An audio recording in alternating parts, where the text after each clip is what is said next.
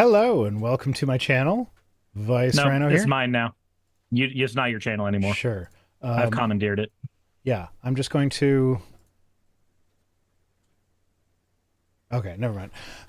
Someone in my chat was asking if the countdown is normally silent, so I was like quickly making sure that there wasn't something wrong on my end causing that, and everybody else is like, no, I had music. Like, okay. Yeah, so with reference to what... okay, bit of housekeeping. I normally stream on Thursdays with my partner, and by normally I mean when we feel like it, because it seems like we've been skipping a lot, and I'm announcing that tomorrow we're not streaming because I have a shit ton of work to do for like normal content. And I like today I had one kid at a doctor's appointment, the other kid had a play, so like I don't know, it's been a busy week. So yeah, skipping that stream tomorrow. Fair. I'm not sure if we're going to do that stream next week. Because, and this is with reference to what you were talking to on your stream with regards to like finding new content to do, we're stepping outside of our normal zone. And on Thursday the 7th, we are going to be talking with Thomas and Lydia Smith of the Where There's Woke podcast, which is a fantastic podcast. I highly recommend it, especially if you have ADHD. It's ADHD candy. But yeah, Thomas is also on Dear Old Dads. And yeah, it's I'm looking forward to that. That's going to be fun. Why are you? Well, I giving me hope you that have a look? good time. I'm confused. Okay, well, we can clear up your confusion later. All right. Oh, GE and I haven't done the Daily Bible podcast in 3 or 4 months. Okay, yeah, well, that's Everybody's a bit off their kilter on content right now. fair. Yeah. Yeah, so we're starting late because of the play. And oh yeah, she got to experience a thing that every great actor enjoys in their career at some point, and that is she didn't forget the line, but she forgot to start saying the line on her cue, and the actor who was right next to her picked it up immediately and like just said her line, and it worked for either character. So she was like, I had a fellow actor who saved my performance. Oh, every tabloid ever that has written that exact thing. Well, no. This is so. Apparently, this is a thing that like actual actors like when they care about not their own personal glorification, but making sure the production as a whole goes well. It's like one of the most sublime acting experiences that you can have is the I was about to screw up and somebody covered for me before the audience noticed. Ah, And yeah, so she got to experience that. nice. I thought it was nice. She was super excited about it. She was super pumped. So yeah, in this week's news that we're not covering segment, Mitch McConnell's an asshole. I mean, we all knew that, but He decided specifically to ruin your show. yes, he targeted me personally because as soon as I was done reading all the news articles and putting my highlights in and making my notes and getting all the tweets collected and everything, as soon as I had the whole show set up, that is exactly when he announced that he was retiring from his position in the Senate. Well, I think November he's giving up the minority leader position, and then he's not going to seek re-election when his term is up. So it's like, you had to announce that right after I put all my news shit together. Fuck you, Again. Mitch. Fuck you, Mitch. Yeah. Anyway, so that's the main story in news that we're not covering. Fair. So It was specifically Mitch McConnell was like, I know everybody calls me a turtle, but I'm going to be just a little slow on getting this information out there specifically to fuck rhinos. yeah, no, he was like, oh, that stream that gets like 800 views in total. I need to fuck them up. I watched the video of his announcement, and it just every time I hear him speak, it surprises me at just how like a cartoon ancient turtle he sounds.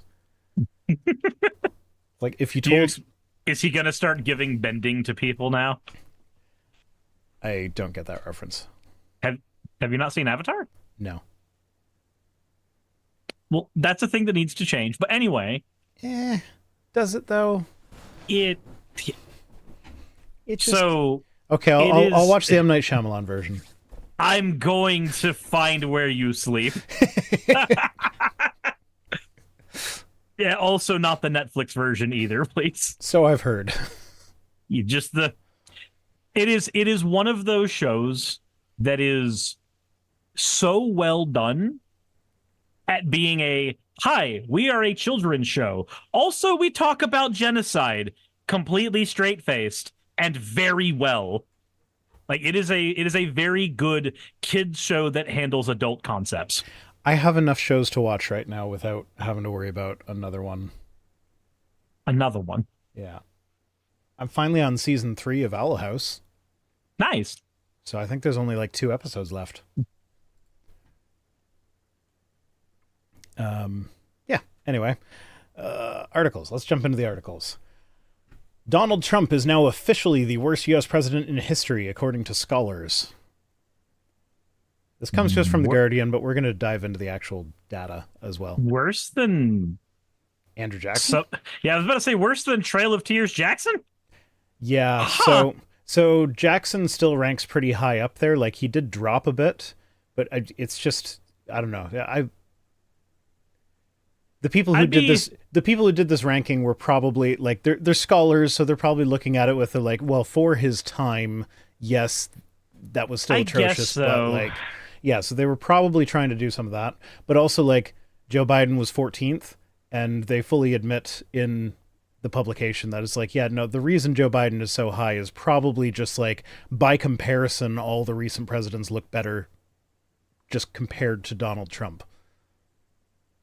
I mean, let's be honest. If there's any ugly duckling that you would want to be juxtaposed against, it would be Trump. Yeah.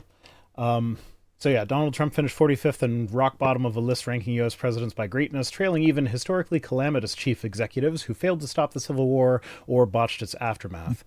Yeah, and then they say that Biden's most important achievements may just be that he rescued the presidency from Trump, resumed a more traditional style of presidential leadership, and is gearing up to also not be Trump after the next election. So like that's his main accomplishments that put him at 14th.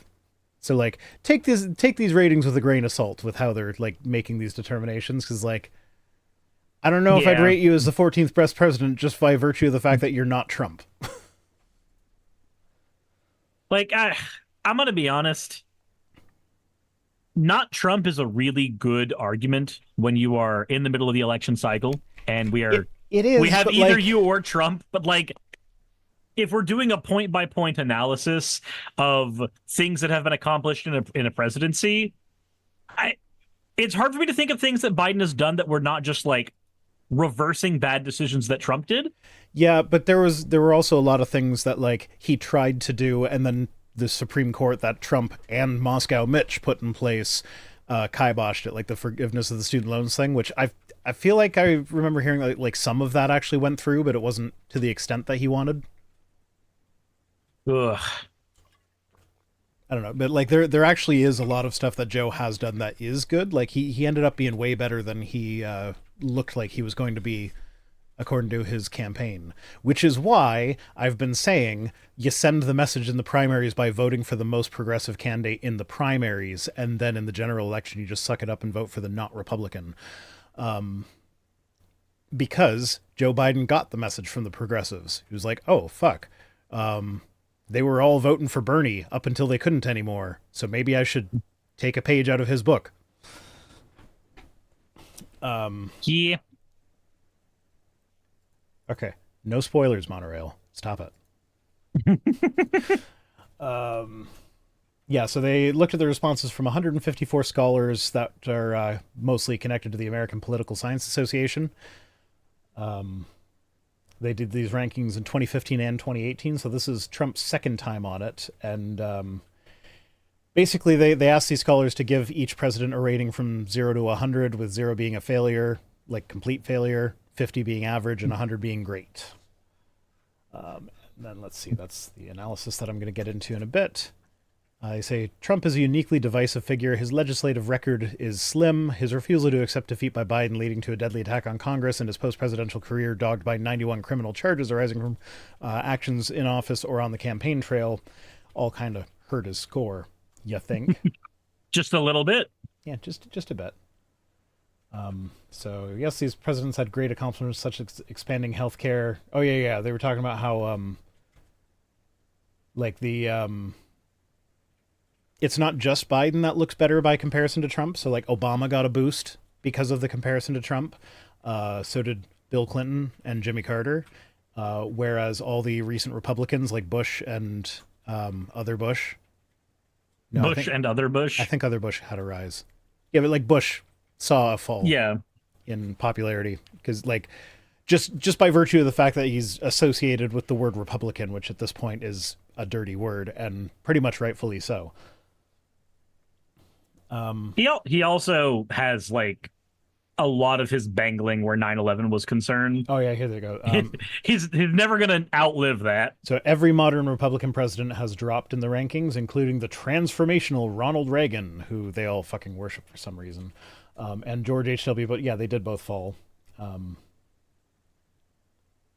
And so what they is what these results suggest is it's not just an added emphasis on a president's political affiliation, but also the emergence of a president's fealty to political and institutional norms as a criterion for what makes a president great. I don't love the wording there, but I understand what they're getting at.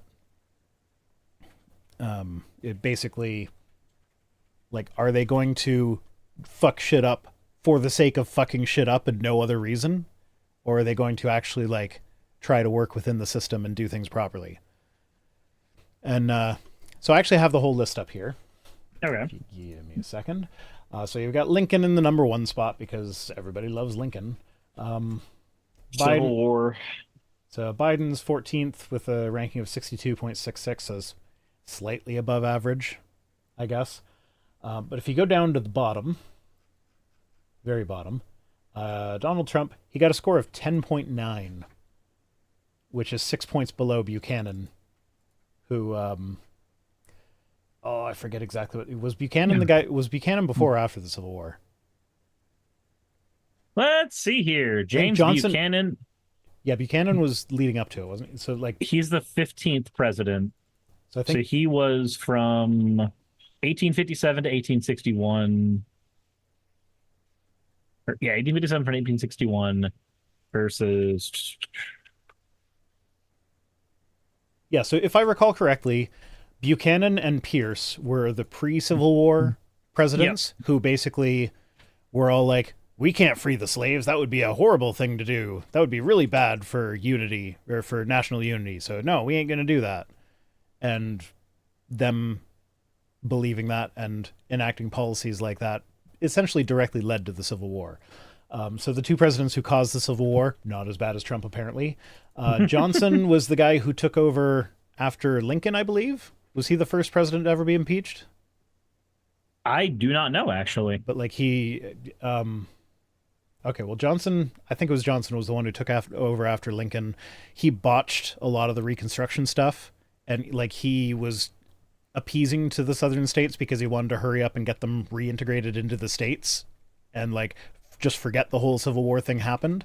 So he instituted a lot of policies that basically extended slavery, if not in actual name, then like in practice. Because it was like, the farmers that used to own these African Americans as slaves can now contract them to be tied to their farm and pay them minuscule wages that basically amount to slavery, so it'll keep them stuck on the farm with nowhere else to go and no resources.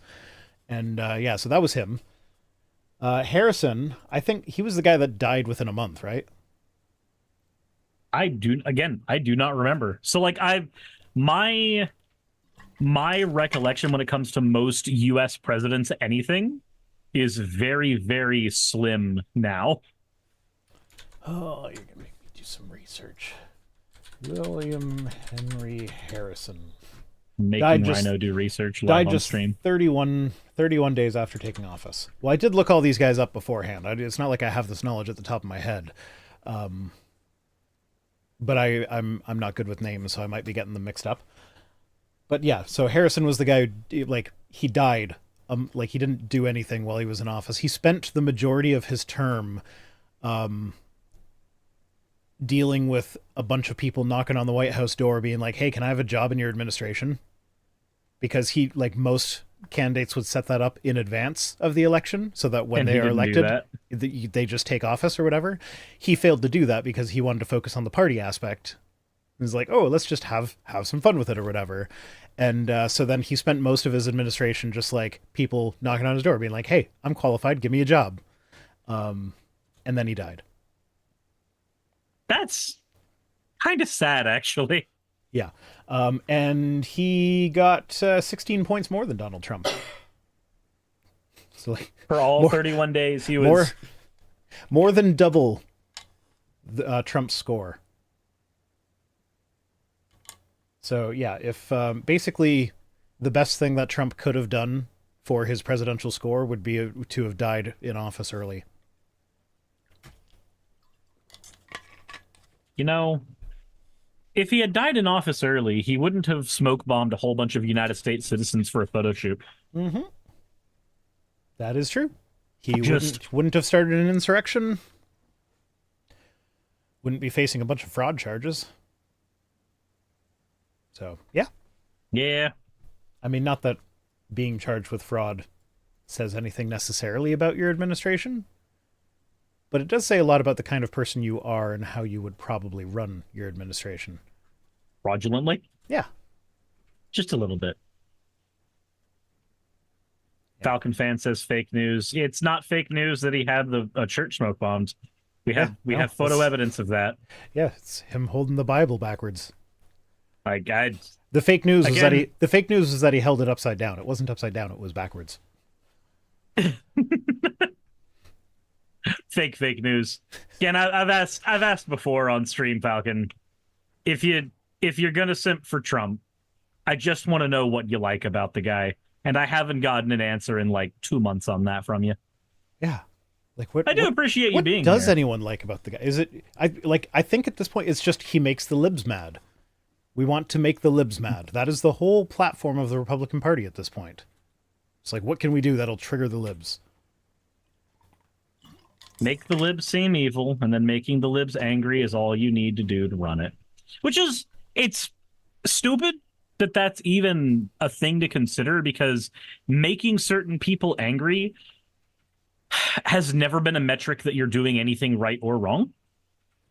Because what's that old saying that, like, if those are the people you're making angry, you know you're doing something right? And I'm like, no, that's not how we do that's not how we figure that out. We don't figure anything out by who we're making angry. No, we really don't. All right. Well, we don't really need to go into much detail on that. I just thought it was funny that it's now a matter of like data provided by scholars that Trump is the worst president in history.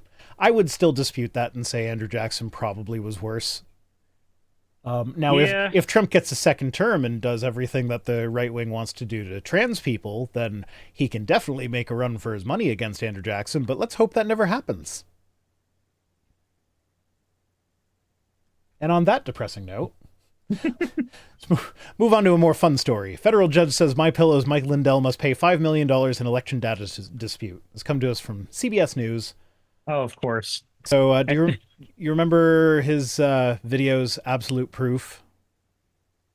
And I remember it had no proof at all. Yeah, and then there was Absolute Proof 2, the Absoluter Proof or whatever, where like if the first one had absolute proof, you wouldn't need to have made the second one. It's so weird that we even MyPillow guy. Yeah, the MyPillow guy. That is our barometer. Well, I mean, ask your Falcon guy about that. Is like the MyPillow guy was like he had the ear of the president while Trump was in office. Like he could legitimately walk into the White House and be like, "Hey, this is what I think about our international policy with regards to the Middle East." and Trump would listen to him and take him seriously. The fucking My Pillow guy, who you can find on Jimmy Kimmel doing an interview from the inside of a claw machine. Also, have you seen that interview? Because it's hilarious. I haven't. But I also don't even like Jimmy Kimmel. I don't think he's funny at all. But like, just the fact that Mike Lindell agreed to do that was hilarious. Falcon fan, I'm going to point you in two directions real quick, and I implore you, please, as somebody who is dating and has been dating for a while now, a trans woman, and has an agent who is trans, and I've a ton of friends who are, as somebody in my position, I have to hear all the myriad ways in which they are being targeted. Their ability to pursue medical care is being stripped away. Their ability to access certain facilities is being stripped away. I have to hear this all the time. And instead of arguing with you about something you're wrong on, I'm just going to direct you to a Twitter account. This is the account of one Aaron Reed. Aaron Reed does a fantastic, and I mean a phenomenally wonderful job at grabbing every single instance of politicians trying to force through legislation that would hurt trans people. She documents it all from top to bottom, posts it on Twitter, and then runs a blog about it as well on top of that. And she checks her sources when she does so, and has been doing this for quite a long time.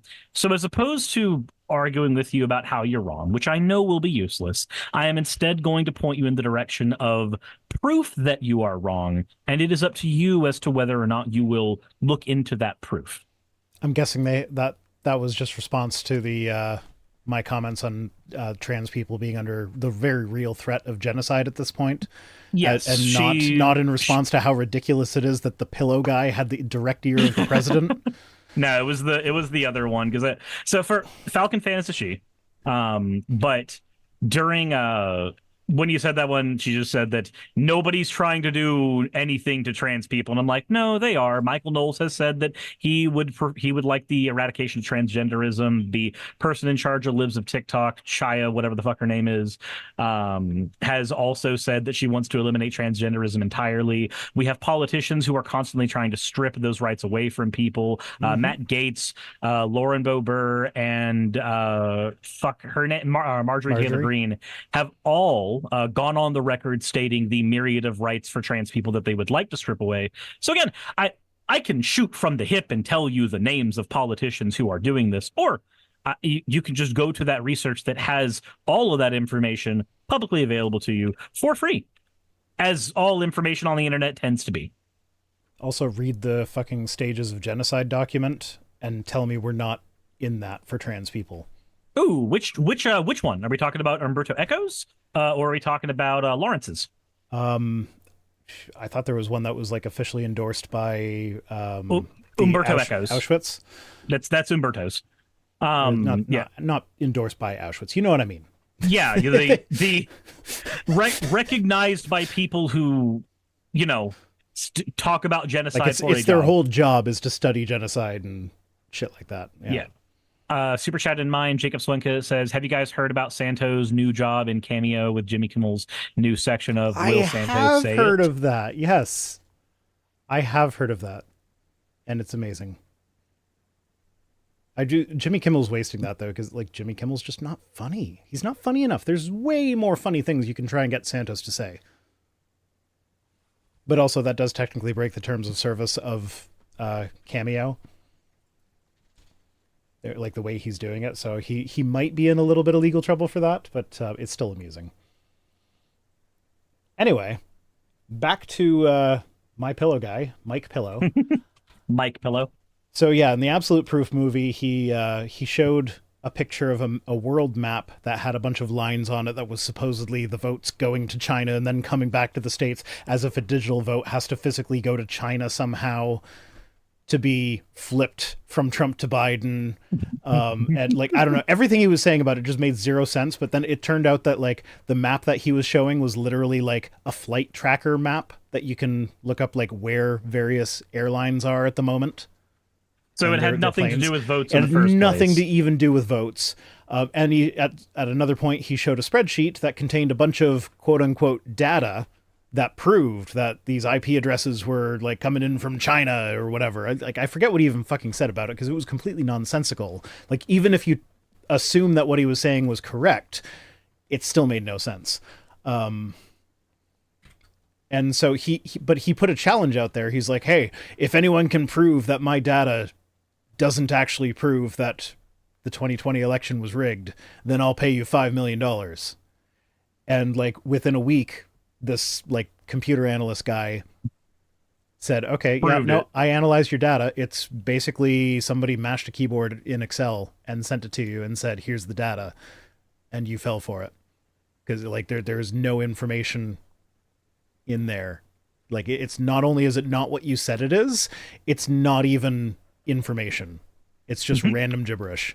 It's numbers on a spreadsheet, and you were just like, how can numbers on a spreadsheet ever be wrong? Yeah. And so Mike was like, yeah, no, we're not paying. And so then this guy took him to arbitration, and the arbitration people were like, no, you're paying. And so Mike appealed it. And yeah, so that's where we are now. Federal judge on Wednesday, from Mike's appeal, affirmed a $5 million arbitration award against MyPillow chief executive Mike Lindell in favor of a software engineer, so it was software engineer, not data analyst, who challenged data that Lindell said proves China interfered in the 2020 U.S. presidential election and tipped the outcome to Joe Biden. He plans to appeal this again.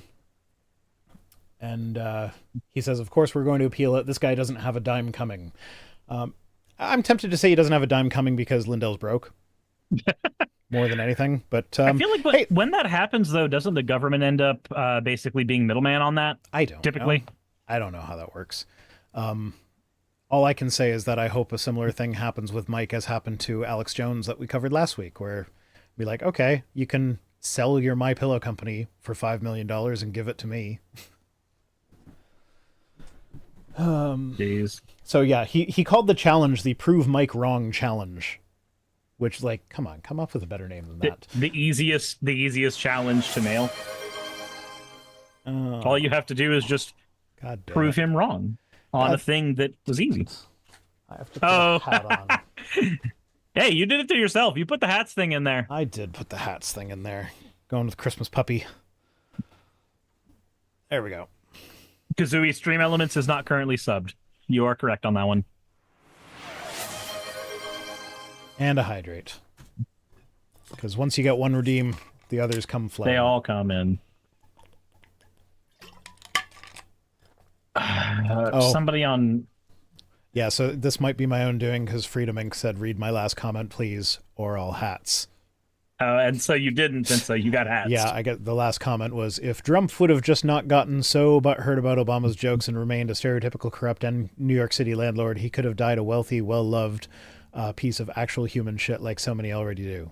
Wait, did people love him before he ran for president? Yes.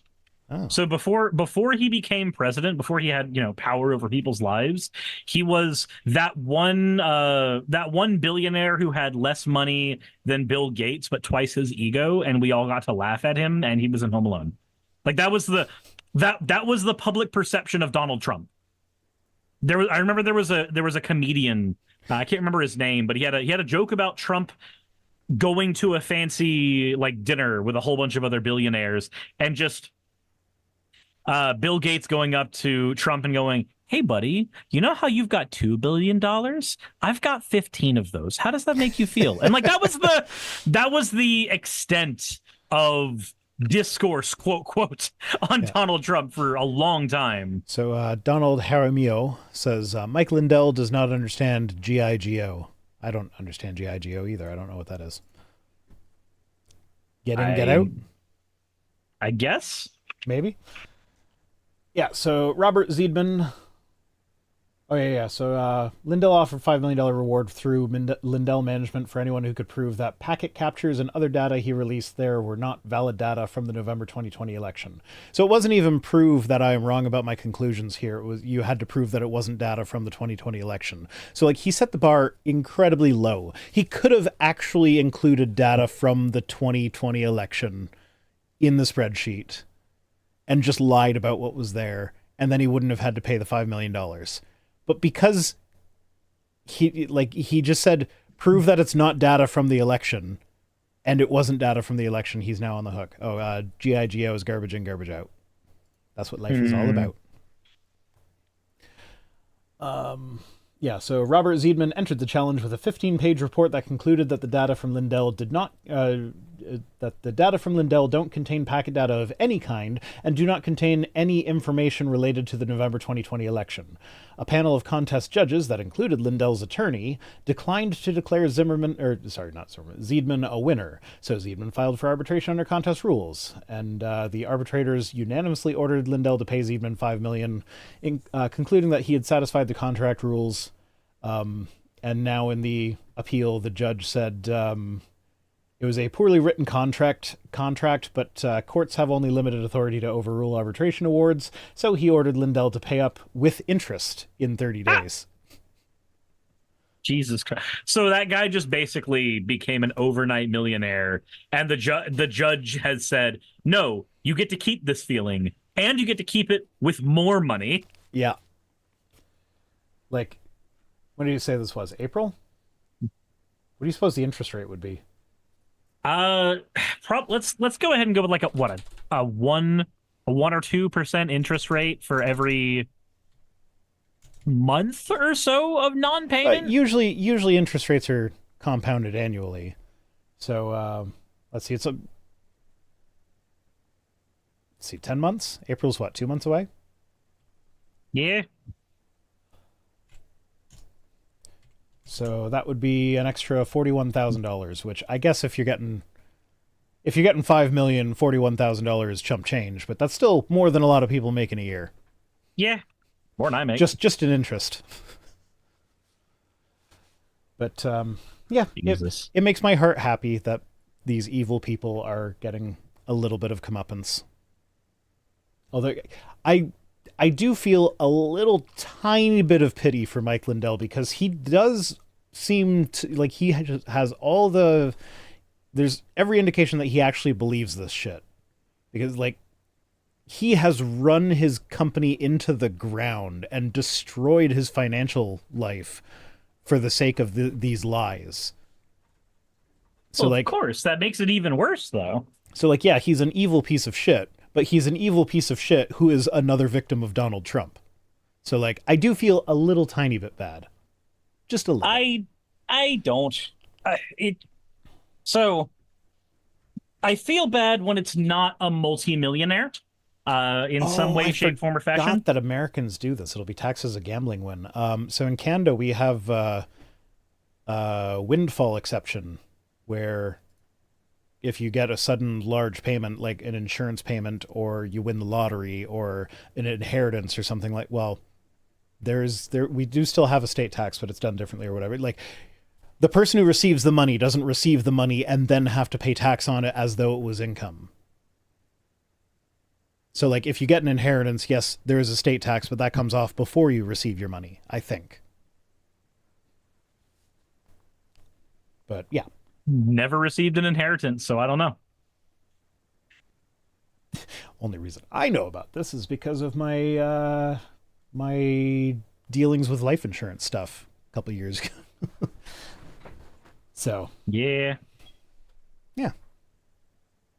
Speaking of which, I didn't tell you this, so you need to listen to this too, because it's adorable but also kind of creepy. Her youngest, my partner's youngest, as I was driving them to school today, told my oldest that she is going to, basically, like, it wasn't in these exact words, but it essentially amounted to, I am going to find a human to sacrifice for you so I can bring your mom back from the dead.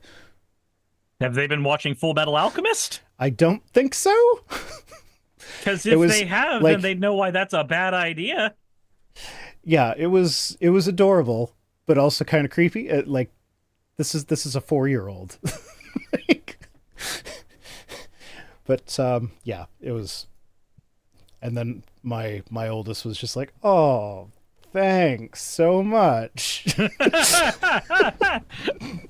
I'm gonna. Okay, so now I want a sitcom of necromancers who every single time one of their loved ones dies, they go to another necromancer, sacrificing one of their loved ones so that they can bring their loved one back. So there's a zero sum of loved ones between the two families of necromancers. It's just who's going to be dead for the next couple weeks each time. Woot woot, Reploid404 has become a member of the channel. Yeah. And you guys are chatting too much. Okay. Robbie has it right, and we could call the sitcom How to Raise a Family. Took me a second. Look, they say it takes a family to raise a kid, but for necromancers, it takes a kid to raise a family. Yep. Fennec the Rabbit says, the sentiment is cute, but the chosen process is creepy. Yeah. All right. Seriously, needing to be a necromancer now?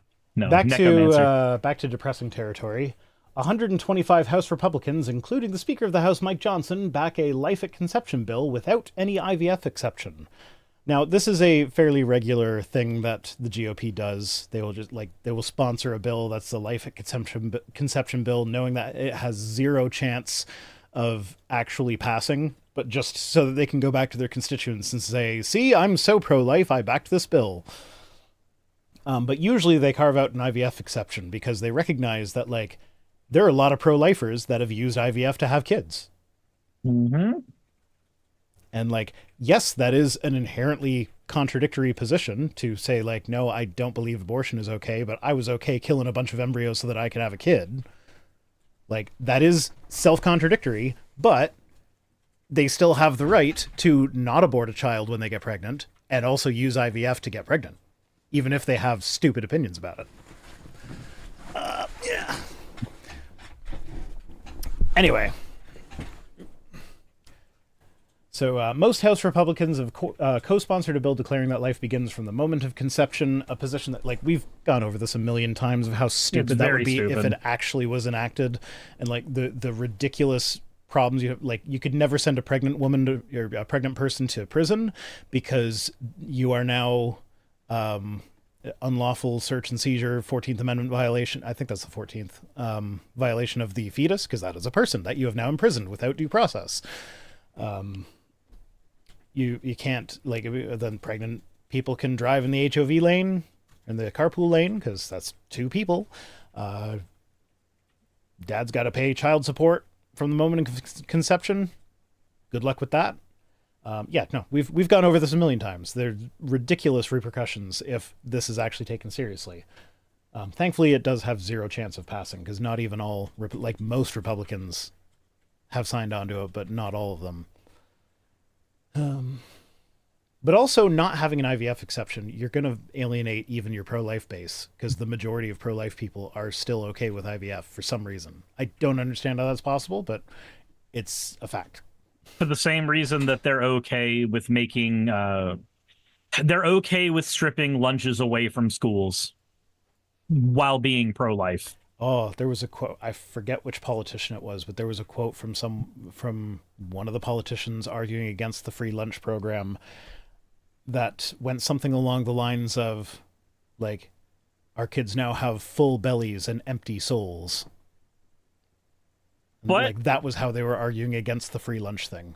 It's like, okay, so you would rather they have empty bellies and empty souls? Like, you can fix one of those things. What? Well, yeah. I need to know who said that. You can make me Google on stream. I was gonna say that's a project for the viewers, not for us.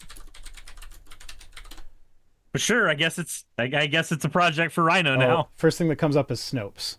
So Paul, no, don't allow ads. Just exit.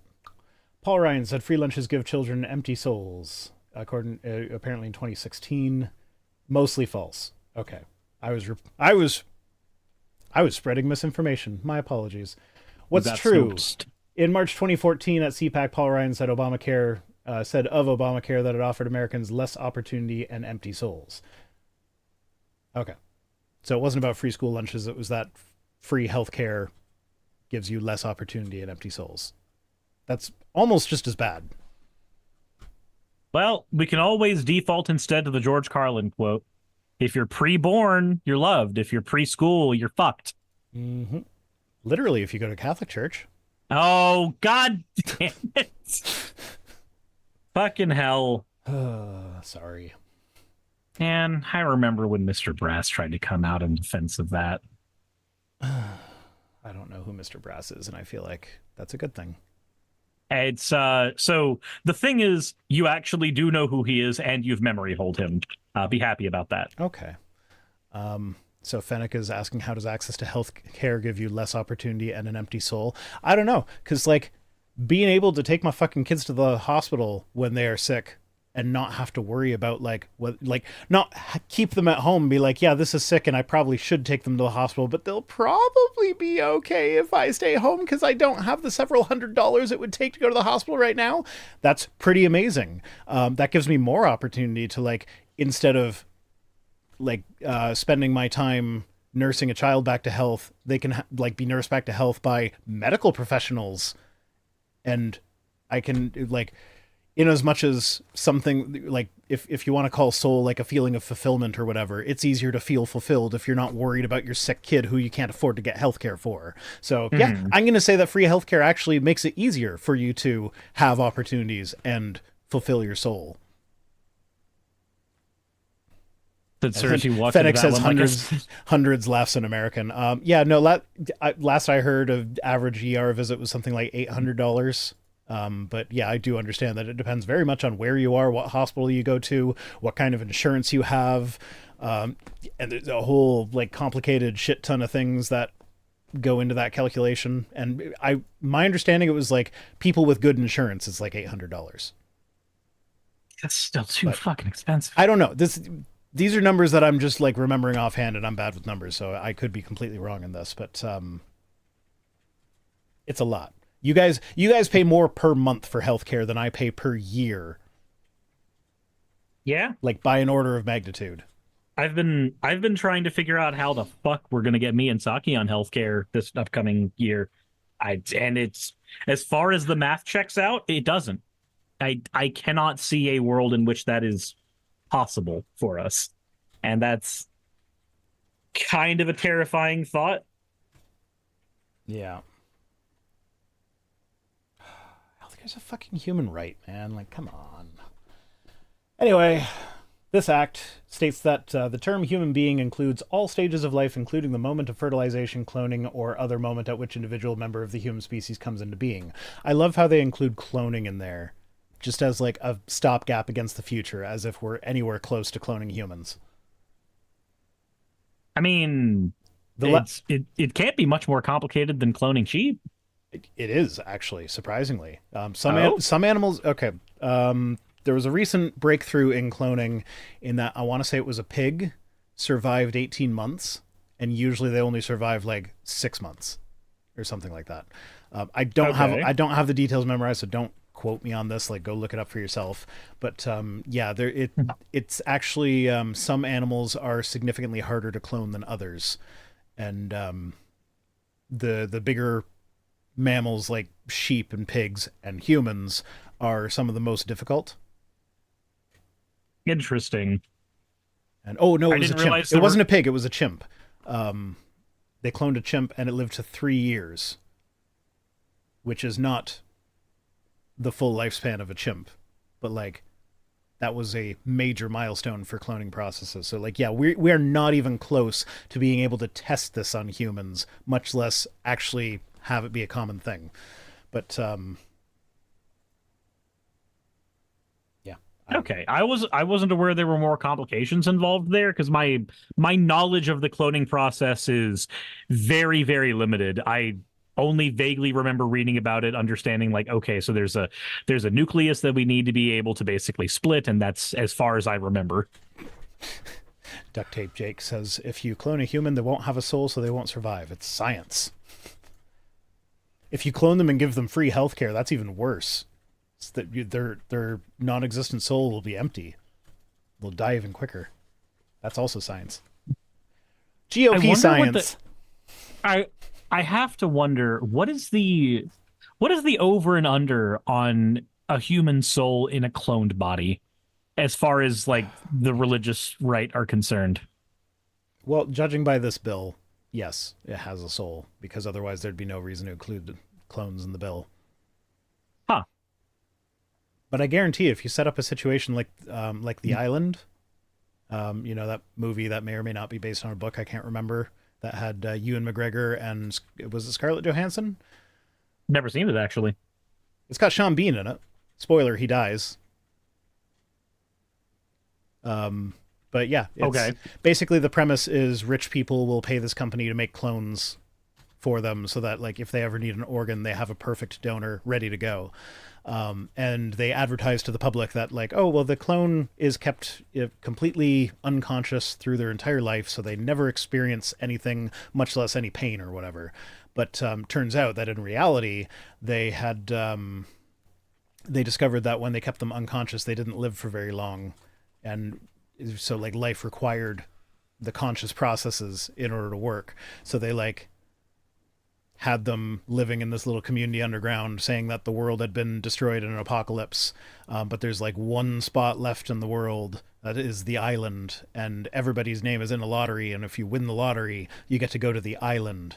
But what's really happening is that when you win the lottery, that is your or the person who you are a clone of requires an organ or a tissue or something. So you now go and like you are happy to go with the people that are taking you off, and then you get killed. Okay. And so Ewan McGregor and Scarlett Johansson escape the island and meet their well, no, I don't think ScarJo meets hers, but Ewan meets his guy. And yeah. Basically has to have a look. I understand that you're suffering, but I also deserve to live. I forgot Steve Buscemi's in it too. But yeah, it's one of those movies that I'm pretty sure critically speaking they hated it, but I kind of love it, which absolutely tracks for my taste in movies. You're not here to watch things that are good. You're here to watch garbage that you'll remember. Yeah, no, I have not seen many movies that are critically acclaimed and that everybody loves. Like Terminator. I've never seen any Terminator movies. The second one was worth it. I've heard. They spelled judgment wrong on the posters. It's so weird to me because like I watched Terminator 1 12 years ago, and it turned me off from watching Terminator 2 because I thought I was going to be watching the first film in a long-running sci-fi franchise that would be really interesting and explore a lot of stuff. No. What I got was a slasher film. Oh, is it really? Where we said that the slasher was from the future, and that was as far as it went. And I was like, oh, okay, cool. This really kind of bored me. So, and everybody in chat, if you want a thing to fight people on, just point out that Terminator 1 is a slasher film and not anything higher bar than that. And there were people that will fight you on that, but it's true. Van Briggs 333 says, "The fuck is wrong with you, VR?" Lots. There's lots wrong with me. And Donald Jaramillo says, when he meets his clone, does he say, "Hello there"? I wish. I wish. God. But no, Terminator 2 actually gave me what I wanted from that series. And I was happy with it. And then I was told from everybody else to just avoid Terminator 3. See, I avoided Alien for years because I thought it was a horror movie, and I don't like horror movies. It had always been explained to me as like a sci-fi horror movie. I'm like, well, I don't like horror, so I'm not going to like it. Mm-hmm. And then I think when the pandemic hit and everything was shut down and everybody like suddenly you had more time to watch movies. No, it wasn't even that. It was like I think I ran across some research while I was looking something up for my channel, and it was like being scared in a safe environment is actually really good for your mental health. So like watching horror movies can be good for your mental health, even if you fucking hate them and they scare the pants off you or whatever. That's why roller coasters are like, it's scary in a safe environment. Just don't look into how infrequently those things are inspected. Cause yeah, that's a whole new kind of scary. So like, I was like, okay, environment. So I was like, you know what? we're in a situation that's really bad for everybody's mental health. And I just read a thing saying that being scared while in a safe environment is really good for your mental health. So I'm going to finally watch Alien. And then it was like, I'm not really scared. This is just a good movie. Like, I wouldn't call it horror. But I I still mean, need to watch Alien as well. so in my mind, horror is more like, maybe it's because horror nowadays is kind of pivoted towards shock value. Like, oh, look how gross we can make the thing. Oh, yeah. Whereas Alien was more about like the psychological aspect of it. Like you can't really see what's going on, so like you're like your brain is filling in details that aren't necessarily there, and you can't see. Like so, like is the alien there? Is it not? Is she going to get jumped when she's trying to get the cat? I mean, that's kind of been the. So, like, for me, when I started getting into horror stuff, Alfred Hitchcock was what I was watching because I was outside of like Resident Evil when I was playing horror. I played horror before I watched horror. Okay, yeah, it has the alien burst out of a man's chest famously, but like I've seen that scene because who hasn't seen that scene? Even if you haven't seen that scene in Alien, I saw that scene in Spaceballs. Granted, it doesn't start singing and dancing in Alien. It is one of the most well-known scenes of a movie of all time. Yeah, so see, like at that, like when I first watched Alien, I was at a point in my life where like that wasn't going to scare me because I'd already seen it a million times. But like aside from that, it's mostly like the psychological where is the creature now sort of thing. Anyway, back to these back to the stuff that sucks. Fucking Alabama. No, it's not just Alabama anymore. It's the fucking House of Representatives. Several healthcare providers in Alabama have already halted IVF programs in the wake of the ruling, given that IVF treatments may include the discarding of fertilized eggs, which may now violate the state's Wrongful Death of Minor Act. And yeah, this bill does not have a IVF exception, as previous bills did in like 2017. Which it's Rand Paul. Remember him? We were just talking about him. He comes up a lot of shit like this. So Johnson, Speaker of the House, one of the co-sponsors of the bill, largely controls the House floor. His evangelical Christian views have entailed staunch opposition to abortion in the past. And yeah, like that's what happens to the embryos that don't get used. They get aborted. When a woman is pregnant, science tells us new life she carries is completely separate and fully new human being from the moment of fertilization, Johnson said during a 2021 hearing on Texas 6-week abortion ban. Bullshit. Like, that's not a human being yet until it's birthed. I'm sorry. Okay. Well, personhood is not a question for science. That's a question for philosophy. It can be informed by science, but if we're informing it by science, then let's look at the areas of the brain that contain what we would call the person, the areas of the brain that have your personality and your ability to process things and actually think. Those parts of the brain don't even begin forming until the third trimester. So, like, as far as I'm concerned, even if you want to be one of these people who's like, oh, well, we got to draw the line somewhere. We can't just let abortion go all the way up to the moment of birth. First off, even if you hold that position, it's a matter between the pregnant person and their doctor. Like, make it all legal, because like anyone that gets to the third trimester, they probably want that kid, and there's probably a medical reason to have the abortion, rather than them just one day deciding like, oh yeah, I don't feel like having a baby anymore. Let's go kill it. Or the more awkward, there's two other awkward scenarios that happens there though that happen more often than they should. Yeah. Okay. I know one of those scenarios is there are some pregnancies where people can't tell that they're pregnant until the third trimester. It doesn't happen all that. That one doesn't happen all that often, but there are cases of that happening. That does happen sometimes. And the other one is, of course, if they're in an abusive relationship and there would be some side effect to a miscarriage of some variety because of the abusive spouse, you have to have out there. I was going with the third option of hungry.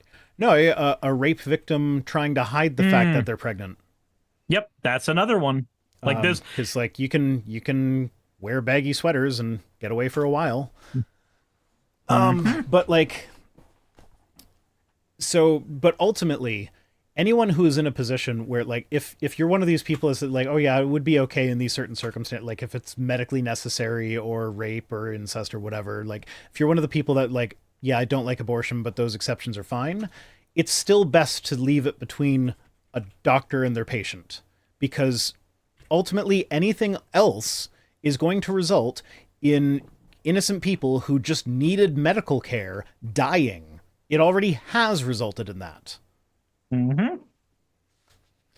And then the states that have tried to make it illegal to leave the state to get an abortion, those are the ones that confuse me more than anything. Because now you're saying that human beings in the United States don't have the freedom to travel Yeah. somehow. Yeah. Oh, Zada Hugla 1973 has resubscribed. Zada Hagala. That's the one. Yep. And they say, "Oh, I'm already here." Yeah. So basically, what it comes down to is, even if you think there should be a line drawn somewhere during the pregnancy, the best course of action for everyone is to just leave it in between a doctor and their patient. Let it be a private matter between them. Don't make it illegal at all, because anything else, and you're going to be killing innocent people. So, like, Yep. Or at the very least, harming innocent people. The thing that's frustrating about this kind of stuff, though, and it's one of the reasons I've gotten as jaded about content on my channel as I have, is sometimes I can't tell where a politician or somebody like a Matt Walsh, Ben Shapiro type person, I can never tell when they have the super God, my brain got stopped by the text to speech from my Blizzy. I can never tell where their opinion begins and the money they're getting paid to say what they're saying begins. I can never tell where that is. Is it the Republican saying the thing, or is it the lobby that knows that they're going to have some power when the Republican gets voted in that's saying the thing? And then it makes it hard to argue against people who think that people who get pregnant should not be allowed to terminate, because then you start having that argument with them. And if it's a regular Joe Schmo on the street, how often has their opinion been informed by one of these people who've been paid to have this opinion and buried it? Ugh, it hurts my brain. Reploid And it hurts my 404 soul. says, only opinion on this, and no, I won't take argument. Fair enough. If it's not your kid, you don't get a bloody opinion. I mean, Yeah.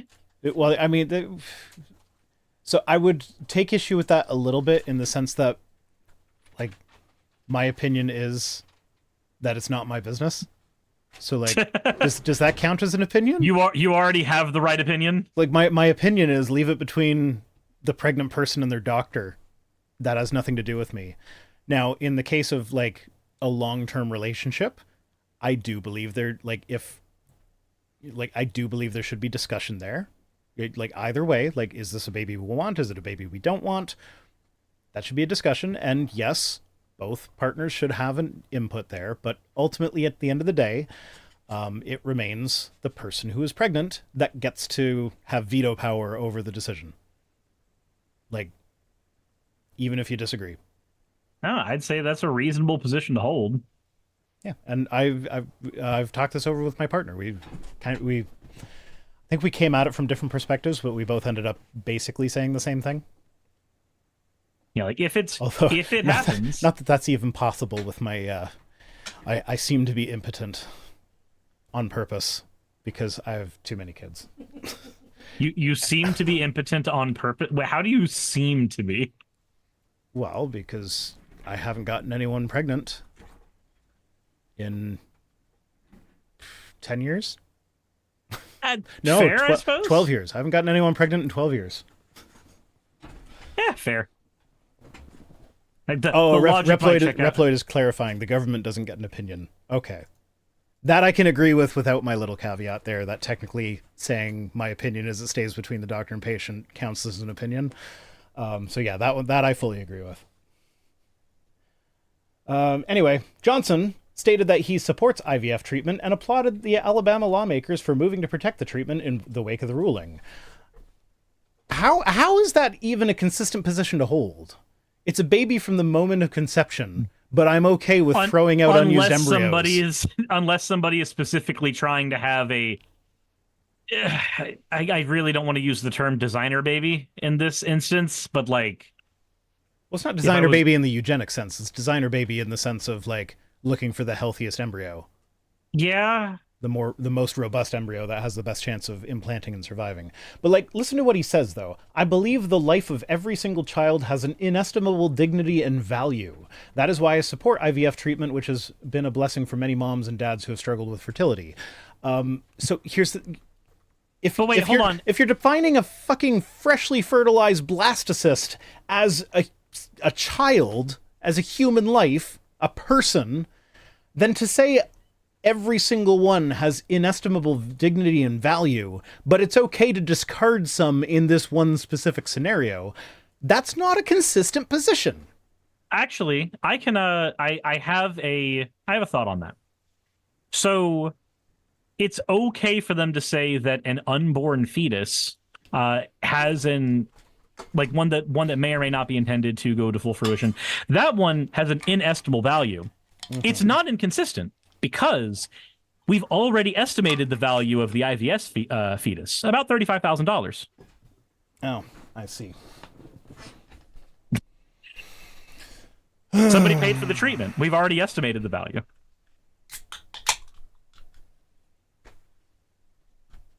Oh. I'm sincerely hoping the fact that that's a joke doesn't fly over a bunch of people's heads.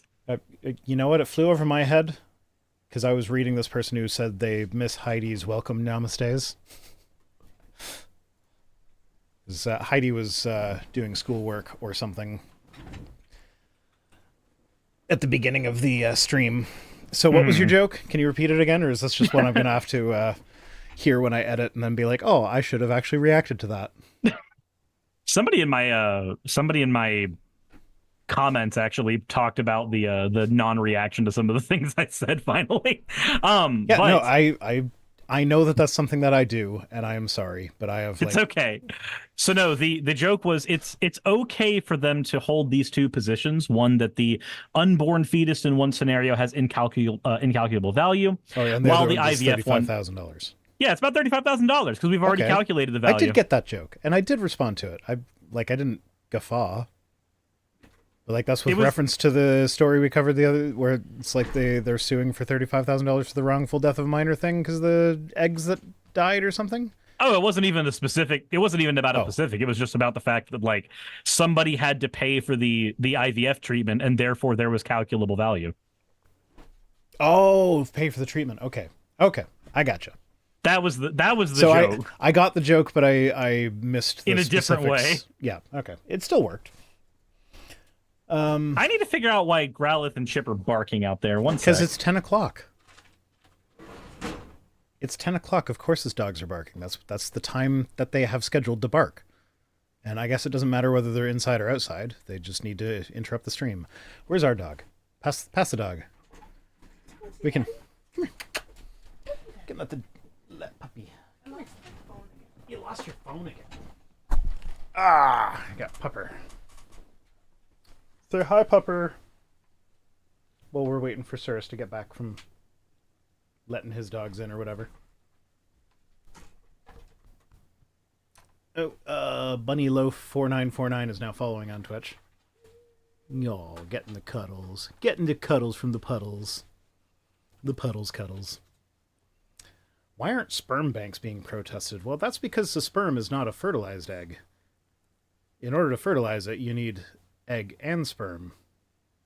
But yeah, my understanding is sperm banks usually provide material that facilitates the production of sperm for the people who go in there, which a lot of these same people would tend to be against. Rhino's inattentiveness could be another ADHD sign. I get that a lot as well. Yeah, no, I Okay. have ADHD, so Did you just lie to your chat? no. What do you think I lied about? It sounded like you came in and said you don't have ADHD. No, no, no, no. Fusel said Rhino's inattentiveness could be another ADHD sign. I get that a lot as well. And yes, it absolutely could be. Like I think that's with reference to me completely missing your joke sometimes, or like things that you say that I don't respond to properly. Because like, I noticed that when editing, there are a lot of moments where you'll say something and it's not something I remember hearing, and I feel like I'm like, yeah, I should have responded to that, but my response to that was like, yeah. Anyway, back to the story. It's just like, so yeah, I realize that this is a failing of mine, and This is an intervention, Rhino. and yes, it that is something that happens to people with ADHD, but it's also that like I have two chats that I'm trying to keep track of. I've got like stories that I'm keep like there's lots of behind the scenes stuff going on with the stream. I'm not just sitting here talking into the microphone with nothing else going on. You still looking for your phone? Do you want me to call your phone? And Every sperm is sacred. Every sperm is sacred. Every sperm is great. If a sperm is wasted, God gets quite irate. You got it? Okay. She's got her phone. Yay. Anyway, some Republicans have scrambled to declare... Stop it, dog. I'm bumping in... Your dog just scrambled. Well, she was bumping into the microphone and everything. It's about the time that she gets mad at us for not going to bed. Ah. So... But we started 30 minutes late, so now she's just like... Well, normally she just sits there and kind of glares at us until we get up and look like we're going to bed. But because my partner was up and around looking for her phone, she was like, "Oh, maybe this is a bedtime." So yeah, she Just like Growlithe going, it's 10 o'clock, it's time to growl. yeah. It's time to go outside, Dad. Let me outside, Dad. Yeah, Puddles likes her bedtime, and like it's so funny. Like we'll go up this. When it is bedtime, she knows the word bedtime. If you say bedtime, she'll run upstairs. And then when we go upstairs, she'll be standing there with her nose at the corner of our door, just like standing there looking grumpy. And as soon as we get up to the top of the stairs, she like turns and glares at us until we open her door and she can It's get been into her time buzz. for minutes, humans. Anyway, some Republicans have scrambled to declare their support for IVF treatments, recognizing the unpopularity of any potential ban, despite the fact that IVF inherently includes abortions, basically. So, yeah, then we got some tweets from these Republicans. Democratic groups have quickly moved to point out their sponsorship of the bill, noting the lack of an IVF exception, because, like, that's a huge talking point for the people that are pro-life but also pro-IVF, as a bunch of these Republicans apparently are. But this is one of those things where, like, when they started coming after Roe versus Wade, we were like, hey, the next thing after Roe versus Wade is going to be IVF, and the next thing after that is going to be contraception. And we're already seeing both. Yep. So, And we were told for the entirety of that, or not we, as in, like, every liberal left-leaning person in the United States was told, no, it's not going to go to that. They wouldn't touch IVF. They They're not wouldn't gonna touch get that, no. contraceptives. And yeah, I don't know if anyone actually fell for that when people were saying, because like surely the people saying it didn't believe it, because some of them were the same ones that turned around and then proposed legislation that they promised wouldn't happen. Well, and it's another one of those instances where I get frustrated. Donald's clarified, for IVF, it's not technically an abortion. With IVF, it would be termination, which That's what it's a very fine line, but yeah, you are technically correct, which is the best kind of correct. No, those are the same thing. An abortion is a termination is a broad category of which abortion is a specific kind. Yeah. I don't know. Maybe I'm just assuming that there is some stipulation in the definition of abortion that it's like ending a pregnancy, whereas a termination is you're just terminating the fetus. Because if the fetus never makes it in, then it's never a pregnancy, so it's not technically an abortion. But Actually, that we've might not made technically be a termination either, but I don't know. It's discarding the fetuses. But I love the wording of the Democratic things here.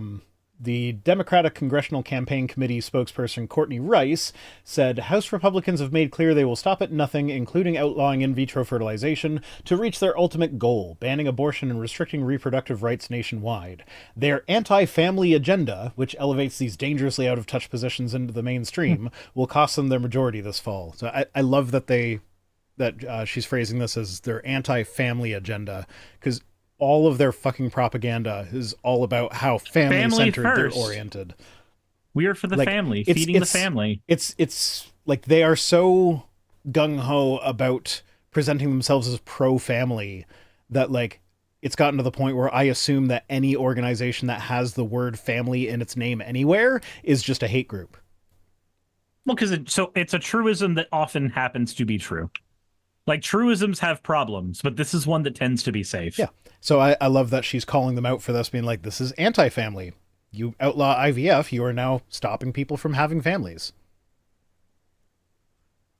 And yeah, that's basically it for that one. There's one more story before we get to the tweets. Hopefully we can get through this kind of quick. This is one of those stories that it's funny, but it's also not. Oh, dear. So this comes from the Midas Touch Network. Charlie Kirk wants Coca-Cola sponsored televised executions of Trump's political opponents. Excuse me, what? Yeah. So you see what I mean? Like, Wait, this execution is brought to you by Coca-Cola. Like, that's funny. that is the most Like, cyberpunk fucking thing. That's straight out of fucking Idiocracy. Like, almost exactly, because they have that Thunderdome thing in Idiocracy that, like, they stop at the beginning to announce what company it's brought to you by. So, like, it... Brought to you by Carl's Jr. No, that was the one cabinet member. But yeah, like, they're unironically creating Idiocracy, the world of Idiocracy. So, anti-Martin Luther King enthusiast and Turning Point USA CEO Charlie Kirk suggested executing Trump's political opponents, those he feels disrupted Trump's ability to carry out his constitutional duties. Kirk pushed hard for a public embrace of the death penalty, the televising of these executions, and allowing them to be sponsored by companies like Coca-Cola. And he even suggested that children should be forced to watch these public executions, because nothing says party of family values like forcing kids to watch people. And we'll get to this. He's not talking about lethal injections or that nitrogen thing that turned out to be pretty inhumane. He's talking about beheadings. Hey, Rhino, I need you to do from one streamer to another. I need you to do me a huge favor. Please tell me not to say anything that will get both of our channels banned.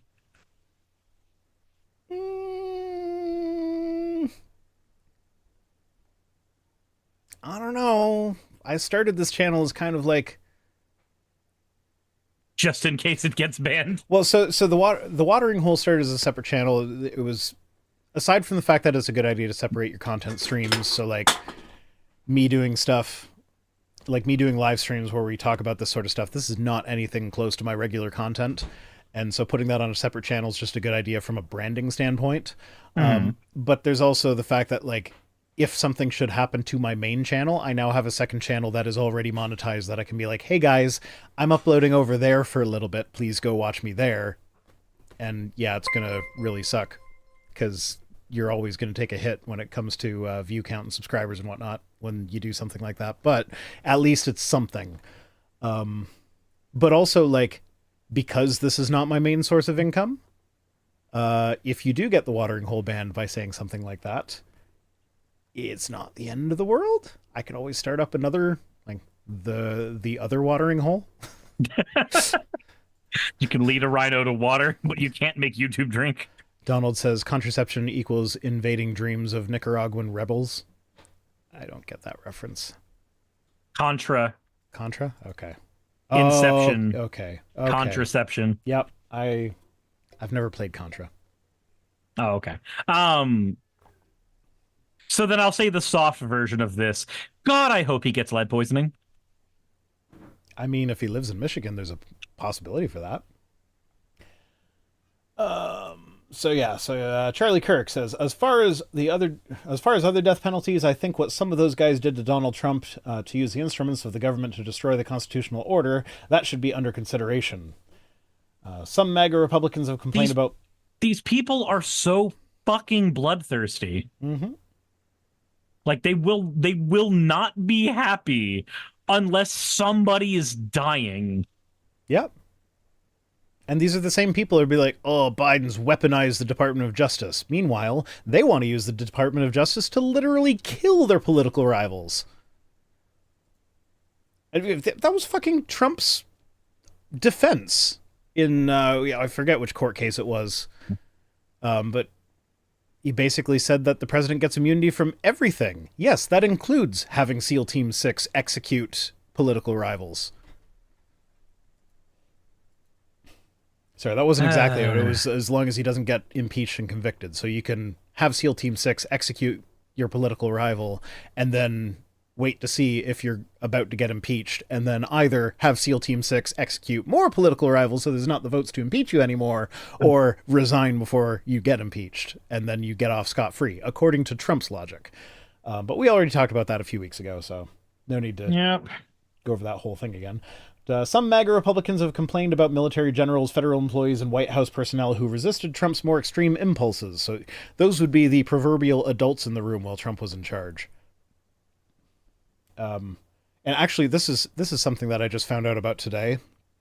One of Trump's executive orders, and this is something that flew under the radar largely because it was a boring administrative thing, just dealing with like the terms under which certain federal employees can be hired and fired.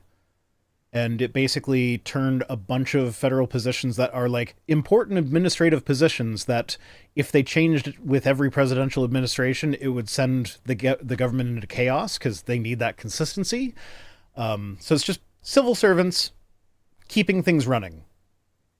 Trump signed an executive order just before he left office that basically made it so that a lot of these civil servants are now at-will employees, so they can be fired for no reason. And so yeah, that basically, if like, okay, I know it you hit Godwin's law when you start comparing people to the Nazis, but Godwin himself, the guy who coined Godwin's law, has explicitly stated that, like, no, with regards to the Trump administration, it's actually a valid comparison.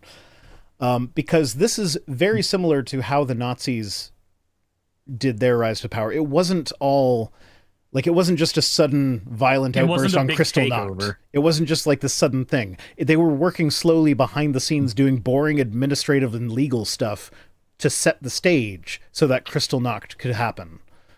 Like the two big incidences with their rise to power were like Hitler attempting the coup and failing, and then the Night of Long Knives after they had successfully taken control of government. But there's a billion other tiny things that happen in the middle of that too. Yeah. Yeah. So and this is one of those things where like, you can see that some of the more intelligent, because there's no way Trump thought of that on his own. But some of the more intelligent people that were working for his administration started laying the groundwork to allow him to switch out these positions for people that are going to do what he wants instead of do what's best for the continuity of the government. I'm so tired. Yeah. I'm so tired of people. Yeah, so anyway, back to Charlie Kirk. Speaking of Nazis, Kirk went on to say the United States should embrace the death penalty in a more public way. He wants the death penalty to be public, quick, and televised. Turning Point's USA CEO suggested that the televised executions could be sponsored by Coca-Cola as a way of funding the government. So to quote him, he says, "It should be public, it should be quick, it should be televised. You could sell, you could fund the government, you could have like brought to you by Coca-Cola. And no, I'm not kidding. So if anyone comes to you and be like, oh no, he's just joking." No, he's not. He explicitly said that he's not. Like, was he joking when he said he's not joking? Maybe, but he's saying he's not joking. It is a what's that fun quote? When somebody tells you they're a bigot, believe them. Yeah. And he says, I would totally tune in to see some pedo get their head chopped off. So he's talking about the gory executions. He's salivating over it. Yes. And you know what's the scary thing about that, though? This is Everything? a group of people. Well, yes, but this is a group of people who have been clamoring to try to label trans people as pedos. So when he says, I would tune in to watch a pedo get their head chopped off, he's saying gay people. He's saying gay people. He's saying trans people. He's saying whatever minority group they can hit with this. Yeah. Yeah. So he says, you know what? I want to watch that execution. That will make my day better. I want to see him on a public block and get him be publicly executed, and I think that would be justice. So, like, yeah, if watching someone be executed with a beheading makes your day good, then you're just you're a bad person. You're a bad person. You're a piece of shit. You're a bad person, and I hope you get lead poisoning. Not that it would improve your mental state. So he then said that these televised executions should be taken in a holy way, and agreed with Neff, who implied these televised executions could steer you away from crime by sending a message. So if you do a bad crime, but we know that doesn't work either. I know that, Cyrus. You know that. Everybody knows that except for Charlie Kirk, apparently. But he says, if you send the message to them, if you do a bad crime, you will die, and it will be like this and that will be you. He doesn't know how to fucking speak, man. Like, it's like I've talked about with Trump before. Like, when you transcribe it, it just, like, there might be some charisma with the delivery, but when you transcribe his actual words, it makes no sense. I'm getting similar vibes here. But he says it would be a positive message. It's like, what would the positive message be? It's okay for the government to take violence into the... No, he's saying if you do a bad crime, you will die. Do you know that is the positive message? Do you know what the word positive means? That is definitionally a negative message. Do you know how many of the people who will like sing the praises of this? Do you know how many of those people, for some weird reason, are also fucking sovereign citizens? They'd be the type of people who are not okay with the government having the power to end somebody's life or controlling them when it's about them getting a driver's license. But the minute they're like, nah, that man was definitely a pedo, 100%, and they're just talking about a trans woman. Less than Lucid is asking what holy way means. Like, would they have a priest bless the execution? No, he means no. They want to make it a religious event. He wants to do it in the same way they do it in. Is it Saudi Arabia that does it? I don't know. Whichever. ISIS. He wants to do it the same way ISIS did it. Christian nationalism bears very strong resemblance to Islamic extremist groups. There's a reason that what was it, Al-Qaeda? There's a reason we call them Al-Qaeda. Yeah. There is no functional difference between Christian nationalism and the most extreme variants of Sharia law. Okay, so this is just kind of repeating the same things. In that same podcast episode, Kirk took a swipe at the Innocence Project, which works to free wrongly incarcerated individuals. So not only is it we want to execute a bunch of people on live TV and have it sponsored by corporations, it's also I don't care if they were actually innocent as long as somebody dies. Yeah, he just wants government... He was like, I don't want bread and circuses, I want blood and circuses. And Charlie Kirk is a mainstream, like he rubs shoulders with some of the most prominent Republicans out there. Like he's not some fringe. He's not some wacko that's on the fringe. Yeah. Yeah. Like, and that is one of the most terrifying parts of it, is that you can't even write him off as fringe. He's not the fringe. Yeah. Was it Maya Angelou who originally said when someone shows you who they are, believe them the first time? I don't know. I know the quote, but I don't remember to whom the quote is from. I mean, that tracks for me. But I also have seen that meme enough times of like Abe Lincoln saying not to believe everything you've read on the internet.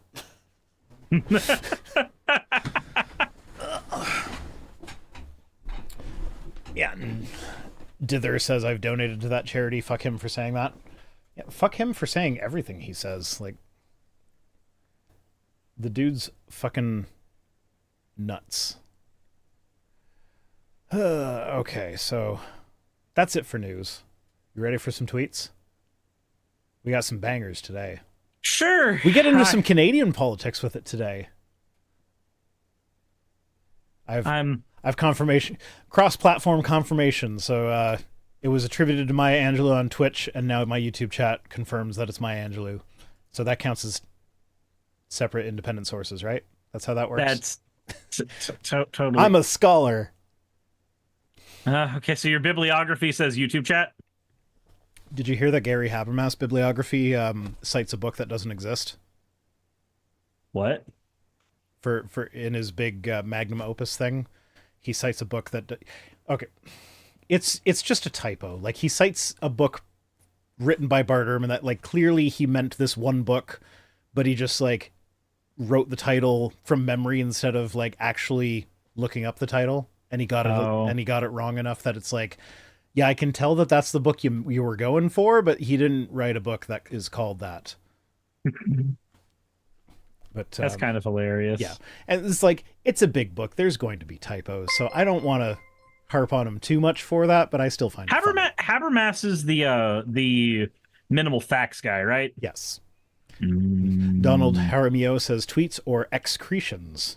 I like excretions. But Twit tweets rolls off the tongue too easily, so the show remains Twit tweets. Okay. On to the tweets. It can have a subtweet.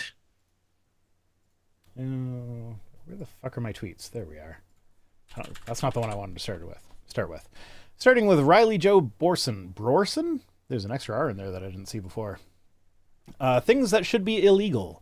Gay marriage, surrogacy, IVF, abortion, pornography. If you don't support banning these things, you are not a real conservative.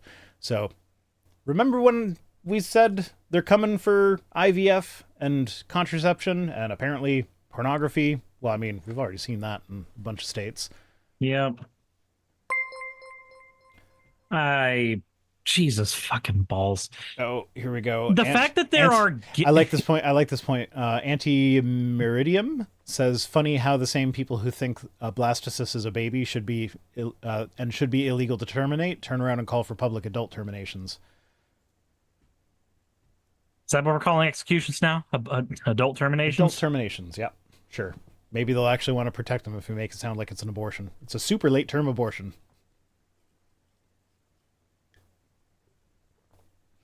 But yeah, so like, I don't know. Not incorrect. So back to Riley Joe.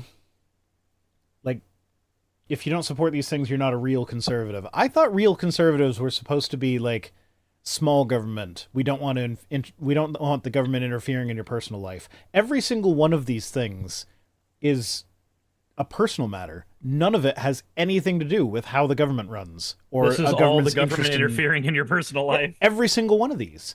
So, like, no. If you're a real conservative, you're against making these things illegal.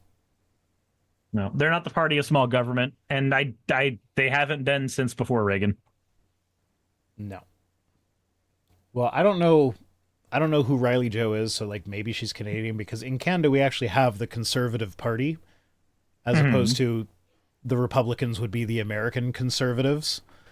So like we have to differentiate that by talking about big C conservative versus little c conservative, because those things don't always line up, because like with your Republicans, our big C conservatives don't always hold conservative positions.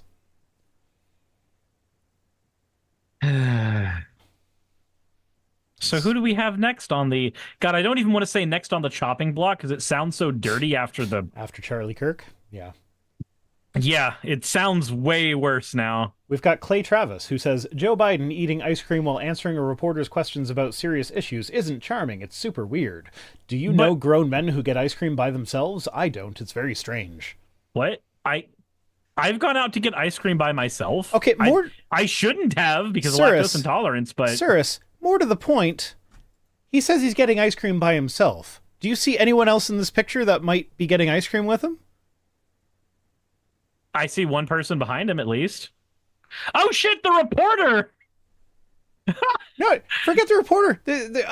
What's his face is there? That's the late night host. Seth Myers, is it? I don't know. I don't fucking So know his name. so there's plenty of people that are getting ice cream with him Yeah, right there's now. a bunch of people that all went out for ice cream. And he's like, oh, Joe Biden's going out for ice cream by himself. That's creepy. yeah, It's weird. Seth Meyers is his name. Yeah. So as soon as I found out that was Seth Meyers, because like I'm looking at him, like that looks familiar. So I went to the comments of this one, and somebody was like, "Hey, that's Seth Meyers there." I'm like, "Okay, Seth Meyers. I don't really know the name, but he does look familiar." So I looked him up, and he's like, "Okay, yeah, late show host." Turns out on Seth Meyers' first ever episode of his own late night show, Joe Biden was a guest when he was vice president. This is in celebration of his 10-year anniversary. He had Joe Biden on as a guest again, and then after the show, they went for ice cream together. And they brought reporters with them to do stuff. It's like, this couldn't be further from a guy going to get ice cream by himself. I mean, first Joe off, Biden and all the Secret Service. first off, yeah, I was going to say, first off, he's surrounded by Secret Service at all times, so he can't get ice cream by himself. That's like illegal at this point. But yeah, like this is just part of a TV show, man. And like, jeez. like fuck, I found it like there was a website that actually reported on this as if this was a story, and they reported the flavors they got, and Joe Biden got mint chip, to which I was like, okay, no, that says vote for Trump. Mint chip is fucking evil. Mint chip is fine. Mint chip is worse than kids in cages. No. Rocky Road is better, but no, mint chip is fine. No, it's not. Mint is of the mint. Okay, when you look up how to keep various animals out of your, like, I want to get rid of cockroaches. I want to get rid of mice. I want to get rid of the possum in our backyard. I want to keep my garden safe from squirrels. Almost always you find on the list of things you can use to repel them is mint. So like the entire animal kingdom is like, this shit's nasty. Let's stay away from that shit. Yeah, and then humanity, as the weird fucking naked apes that we are, is just like, hey, let's stick that in our mouth every morning and call it clean teeth. We did. I'm that just with going back to too. I'm just going back to the way nature intended, where mint is a disgusting substance that needs to be avoided at all costs. Do you like spicy food, Rhino? Yes. Capsaicin says you're wrong. No, it doesn't. That all the things you said about mint, everything you said about mint is true. Hey!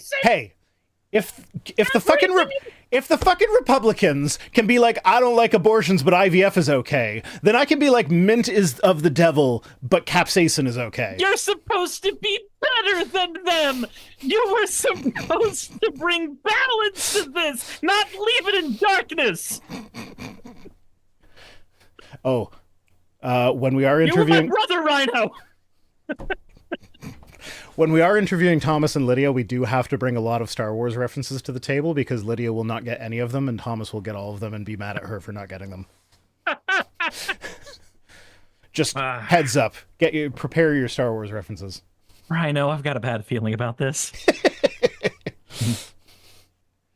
That was probably my favorite moment in Rogue One, is when K2SO starts to say, I have a bad feeling about this, and they both cut him off, and he's like, shh, no, we're not doing that in this one. Okay, Rebel News. Health Canada considers a ban on personal electric heaters. The Liberal government wants you to shiver in a cold office while trying to type on your computer while wearing a pair of mittens. So no, I did look into this, and basically what it is, Health Canada is looking into space heaters because they cause fires. Like that's just a fact. Having a really hot thing sitting out in the open that can light paper on fire can sometimes start fires. Yeah, that's fair. So yeah, and that's fine. Now, and right now it's in like kind of the public commentary phase where like if you have an opinion on the matter, you can like submit your opinion to Health Canada and they will take that into consideration when determining whether or not to move this up like to the next stage in the process. And the next stage in the process is, instead of after the fact issuing warnings about these dangerous things, we will instead impose regulations on companies that make them so that they make them safer. Oh, so it's just like putting a tilt sensor in them. Yeah, or like having some sort of safety shut off so that like if it detects, like if there's an overheat, instead of relying on like something that could break that will fail to detect an overheat and shut down, it'll just be like some physical mechanism that cannot break, kind of like how the newer nuclear reactors are such that like if runaway fissions or yeah, if runaway fission starts happening, then just the physical properties of the things that are involved in the reactor will stop the reaction, something like Mhm. that, but obviously not nuclear powered. Um, but like, yeah, that's all it is. Is it's just like, yeah, if we determine that this is unsafe enough to warrant intervention, we are going to intervene and say, hey, now there's some regulations. So before you can sell a heater, it needs to pass these specific guidelines first. That's all it is. But they this tweet came with a video, and it was funny enough that I felt the need to download the video. So let's watch that. People who switch from heating oil to heat pumps can save on average $2,500 a year. That makes a huge difference, both for your bottom line, but also for the future that we're building for our kids. So that's Prime Minister Trudeau, who is in this. He's talking about a plan that was implemented in Atlantic Canada, where if you replace your oil heating system with a heat pump, which heat pumps are very popular out in Atlantic Canada. Like there are a lot of houses that already have heat pumps in them. But like there are a lot of houses also that still use oil. So you're saying if you replace your oil system with a heat pump, like the government is going to provide $10,000 to incentivize that, and on top of that, they're so much more efficient that you're going to be saving like $2,500 a year in heating. And that's fine. Good program. As it played out, it turns out it costs like $20,000 to replace a heat pump or replace an oil thing with a heat pump on average. So the $10,000 from the government wasn't quite enough to get large uptake of that program. And so that's the next bit of this video that we're seeing. The upfront cost of home heating oil, of heat pumps, is a significant impediment that the pricing signal was not sufficient to drive the change in behaviors that many people wanted to make. I spoke with many Atlantic Canadians who'd love to have a heat pump, but simply couldn't outlay the $20,000 required. Even with an existing $10,000 program, it wasn't enough to get them to change the behavior. Okay, so I was a bit wrong. It's on average $30,000 to get a heat pump. The government subsidized $10,000. You still need to put up $20,000. That's a lot of money. I understand why a lot of people couldn't do that. Now, personally, heat pumps are great. Now, they do have some limitations, but basically a heat pump is like a reverse air conditioner, like a reversible air conditioner. So like when it's hot outside and cold inside, you can, like, it pumps the heat the other way around. So that, like, it essentially works on the same principles as an air conditioner would work in order to make the house hotter or colder depending on what you want. There are some like if there's not a huge gradient, so like if it's a moderately cool day and you want to warm up the house, it's not necessarily going to work the greatest. But there are also systems you can install that will like accommodate that. Like it'll account for that. And like a heat pump is not the ideal solution in every climate either, but where they are feasible, they're fantastic. And then what we get next is Rebel Media's response to that. Behavior. Are these people trying to get us all on electric heat pumps, which are just large-scale personal electric heaters, so they can ban those too? People who switch. What? What? What? What? How did those dots connect in her head? What? Let's put in this program where we need this thing so that we can ban the thing. But okay, first off, a heat pump is not just a big electric heater. Like I said, it's basically an air conditioner that can go in either direction. I've got Sakura in the Twitch chat pointing out that they tend to have problems as things get colder and colder, so they maybe not so good in extreme cold. But generally speaking, like I know I had an air conditioner installed in the summer, and when I did get a bit of a reimbursement from the government because part of it was that wasn't for the air conditioner. That was I installed solar panels and I got reimbursed for the government for that. But I had to have like an energy evaluation of the home before and after. And I got the air conditioner installed during the same thing, but that one I paid for myself. And the guy was like, "Oh no, you should have gotten a heat pump installed because we have blah blah blah." And like it would have worked with your existing like forced air furnace system. And if the heat pump couldn't really, manage it, you still have like the furnace that, or like I don't know exactly how it was, but like it wouldn't be complete, like you wouldn't be reliant on the heat pump in the extreme cold, which is that's one of the things that they were harping on, is like, oh, they're trying to force us to install these things that are no good in extreme cold that Canada gets all the time. And but yeah, that's one of those, like, and this is like when we're interviewing Thomas and Lydia next week, this is what Where's There's Woke does. They find these little claims that are made on the right where like, oh, what they're trying to ban electric heaters. We're going to be freezing our asses off in our little offices because we get and show that this is not the case. Yeah, because so my house was built in 1928. Also, I've only got about 5 more minutes. Okay, fine. My house was built in 1928. It's got some rooms in it that are freezing cold. I use space heaters for that. They're not trying to take my space heaters away. Okay. Let's rush through this then. Case Orbs. America has enough problems internally for me to support sending our tax dollars overseas. Okay, fine. This means that you're for school lunches for kids. You're for healthcare for Americans. You're for universal basic income. He won't be for any of those, though, and you know it. Well, I mean, he's saying that we need to keep the money at home to solve those problems. Those are solutions to those problems. The solutions presented by Republicans are all just pull yourself up by your bootstraps. How dare you need government handouts? But if you're worried about money and you want the money to stay at home, giving that money to people is a good way to solve those problems. Yeah, but then he's gonna. I don't have to say what his opinion is on this. I don't, because we all know exactly what it is. Newer says, unpopular opinion. No online friend stays more than 3 months in your life. They'll leave you. Hi, Cirrus. How's it going? So it's been what, 4 years, 4.5 years, five? Something like that.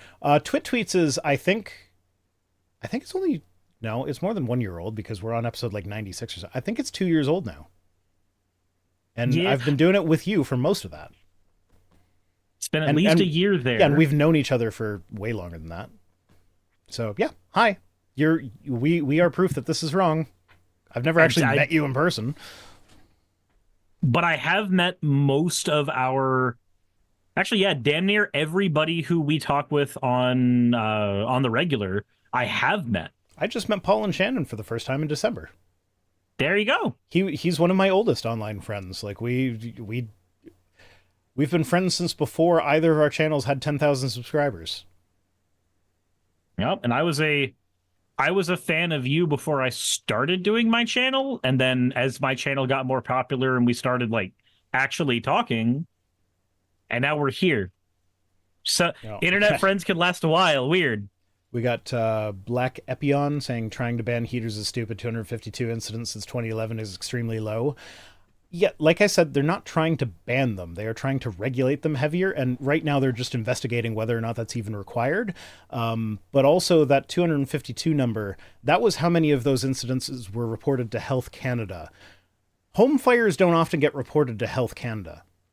So they looked at numbers from the States, and there was something like 40,000 house fires a year, and I think about a third of them were caused by personal space heaters.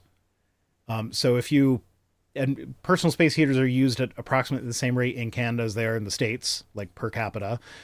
So we would expect that of all overall house fires, of which the vast majority are not reported as incidents to Health Canada, probably about a third of them are caused by space heaters. So this is not a nothing thing. There is potentially some good that could come of regulating space heaters. But yeah, they're not looking to outlaw regulations them. Are not bans. Yeah. Saying this thing needs to be safe is not the same as saying this thing needs to be illegal. Also, the state's outlawed Kinder Eggs. So fuck you for trying to pretend that outlawing, like, even if we were trying to outlaw space heaters, at least we're trying to outlaw something that actually kills people. As opposed to a fucking toy that maybe potentially you could choke on it if the parents are careless enough. Carrie Lake says, 1 in 6 Americans struggle with fertility issues. In the Senate, I will advocate for increased access to fertility treatment for women struggling to get pregnant. IVF is extremely important for helping countless families experience the joy of parenthood. I oppose restrictions. Great. So you're okay with embryos being discarded, so you should be fine with abortion too. Have to be, but we know that's not the case. That would be the consistent position to hold. Jonathan Turley says, this one was fun. The Hill is out with my column in a recent discovery of the criminal history of the great-great-grandfather of Joe Biden. It turns out that the evasion of accountability may be something of a family trait acquired through generations of natural selection. What? So Joe Biden's great-great-grandfather did a bad thing, therefore Joe Biden is bad. These people what? never got over original sin. No, like I fucking, like, I've said this before. There are riots in the UK that are named after my family. The person in my family who is who the riots were named after was not the good guy in that scenario. He's the guy that ended up dead because everybody wanted him dead because he was not a good guy. Does that mean I'm a bad guy? Like, you go back far enough, you're going to find bad people in anyone's lineage. Like, yep. People in my ancestry could plausibly have owned as slaves people in my partner's ancestry. Does that mean we shouldn't be together? Yes. Miscegenation bad. Oh, something. Okay, yeah. Fuck that. I was about to say, because you know that there are conservatives who hold that position and have been very public about that position. I know. Walking right into it. God damn it. Oh yeah, we got fucking pronouns guy. Yep, I threw this one at you. Yep, I refuse to call him anything but the fucking pronouns guy. He saw rainbow flags and says, for fuck's sake, I just wanted to buy some food. I'm like, for fuck's sake, you could still just buy some food. Nothing's stopping you from buying the food, my guy. You don't even have to look at like, they're not even that conspicuous. Like, they're just like, what? Why are you scared of rainbows? Like, who cares? Just buy your food and get out. Will Spencer, Renaissance of Men, says Christians shouldn't do yoga. Christians shouldn't defend doing yoga. If you're Christian doing yoga, don't. Stretching is of the devil. It's because I know there's of it. I know there's more to yoga than just stretching. It's but like, so stupid. So my partner is a yoga teacher, and one of the studios that she has taught at is a Christian yoga studio. These are people that are just like, yoga was done by the yogis. That means that it's bad and Buddhist. It's evil and wrong. No, you know what? Like, some people find spiritual fulfillment with yoga. Fine, whatever. I don't really think that's the thing. But, like, stretching is good for you. It doesn't, like, you can take all religious significance out of it. You can even go to one of the classes that treats it like it's religiously significant, and you're still getting, like, stretching. You're still doing good stretching stuff that is good for your body. Like, I don't see a problem with yoga. Oh, I don't either. Partner's like, I was about to come for you. You can come. You can come for me anytime, darling. I think it's already happened once or twice. I got 20 points on a marital partner quiz thing from the 1930s because of that. Well, now I know. Yeah. Well, yeah. That was fun because actually that was an interesting thing because it was like this, like, how good of a partner are you sort of quiz, but it was from the 1930s, and the way it was put together was like he surveyed a bunch of people and then collected their answers, grouped the similar ones, and then he, as a psychologist, was like, these are the important ones, so I'm going to add more points to this one. And some of the things that he did that for were really, really weird. Like, for instance, if I've ever given my partner an orgasm, I get an automatic 20 points. I only get 10 points for never having cheated on her. So, like, it's okay to cheat as long as you give her orgasms? That's what I'm getting from that. But also, like, it's interesting how progressive it is when, like, because the 1930s, you don't think of that as a very progressive time.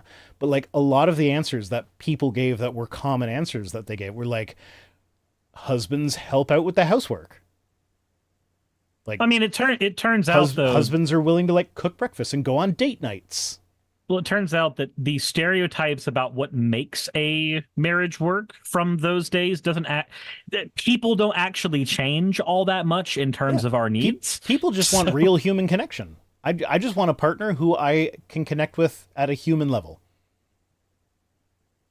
And so it makes sense that those things would be the same across, now to then, because even though, yeah, it sounds more progressive for the time that was in. It was more expected that, the husband would come home from work in the factory, dinner would be made for him, and then he would go to sleep with an unsatisfied wife, and she would fuck the milkman, and that would get her happy.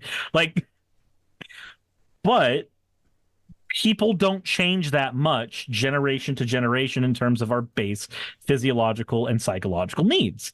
So the things that actually made a marriage work back then and the things that actually make a marriage work right now tend to be pretty similar. I am posting a link to the streaming thing where we did that if anybody wants to go watch it. But, like, yeah, it was a fun little quiz. And also, I didn't do this on the stream, but so it's supposed to be like you're scoring out of 100, but, like, if you add up all the merits and demerits that you can get, it doesn't add up to 100. But what's funny is the men are just, like, they just have an advantage at this. So, like, first off, it was way easier to score points as a man. It was like, for a woman, if you keep the house in absolute perfect order at all times, you get 1 point. For a man, if sometimes you're willing to do the dishes, you get 10 points or 5 points or whatever it was. Or, like, you got extra points for just being willing to do some of the household chores. And so, like, it was easier on the men. But then if you also add up the points, I forget what the totals are, but the men were, like, of the merits, the men had a total potential number of points as, like, 130, and the women had, like, 111. So, like, the men could just get a higher score overall from how it was weighted. And then on the demerits, it was similar. Like, the women could lose, like, 105 points, whereas the men could only lose, like, 90. Huh. I guess there's where the sexism came in. Yeah. Well, it had to be somewhere. Well, because that was the psychologist who was rating it. There was also, like, if the woman is a Christian and goes to church, that was like 10 points. So Heidi did not get those 10 points. Aw, that's unfortunate. She doesn't take our kids to church on Sundays. And this is where my disagreement comes in, where it's like, how come I don't get to weight these things as to how important they are to me? Because, like, I would actually count, like, if you take my kids to church, I count that as a demerit. I don't want my kids getting indoctrinated. But again, for the time, that makes sense, though. Yeah. Because, so, actually, from the perspective of that time, not just in the, like, God is good, blah, blah, blah, blah, blah, but from the perspective of you're taking your kids out to a social gathering, and that is good for them on, some level or another, that would be what that could be in terms of satisfaction. Whereas church and still is for a lot of people considering, like, the de facto social gathering, whereas we've got plenty of ways for people to go do third place stuff that is not church. But that's me trying to steel man it really hard for something that's, made by a guy who is not alive anymore. Yeah. Okay, well, since you have to go, I shall let you go. So, yeah, I fucking forget my sign off, so who fucking cares? Bye.